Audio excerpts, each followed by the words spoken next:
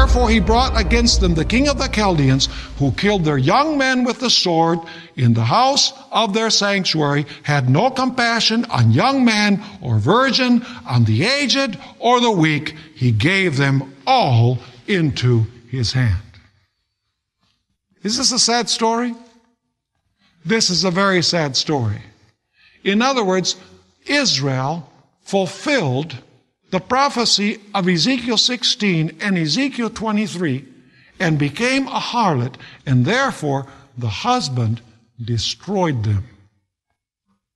Of course, this could never happen to the Christian church. Do you think? It only could happen to Israel. It could never happen to the Christian church. You think? Let's go now and examine this concept with the New Testament church. New Testament Israel.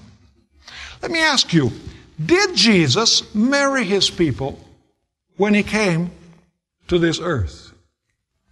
Yes, he did. In a certain sense, he married them. He formed a covenant relationship with them. Notice Ephesians chapter 5, verses 25 to 27. Ephesians 5, 25 to 27. Husbands, love your wives, just as Christ also what?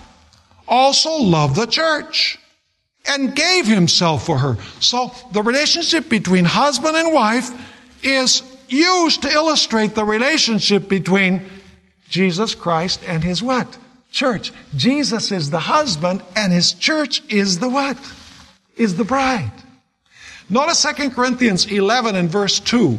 2 Corinthians 11 verse 2. Here it's explicit. The Apostle Paul says, speaking about the Corinthian church, "For I am jealous for you with godly jealousy.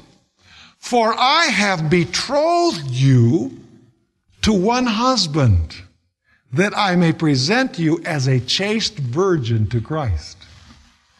Let me ask you, was the early church, the earliest church, a pure church? It was most certainly a pure church. Was it in a proper covenant relationship with Jesus Christ? You can read the book Acts of the Apostles, folks. It was a pure church. It was a conquering church, represented by the white horse, going out conquering and to conquer.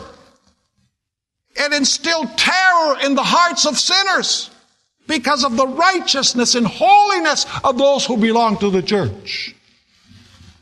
But then something happened. Apostasy came into the church. Notice 2 Thessalonians chapter 2, verses 3 and 4. By the way, this is talking about the Antichrist, and we're going to deal with the Antichrist later in this series. We're going to talk about the beast. Notice 2 Thessalonians 2, verses 3 and 4. It says, "Let no one deceive you by any means.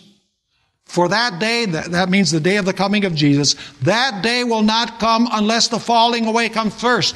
The expression falling away is one Greek word, and the word is apostasia, where we get our English word apostasy.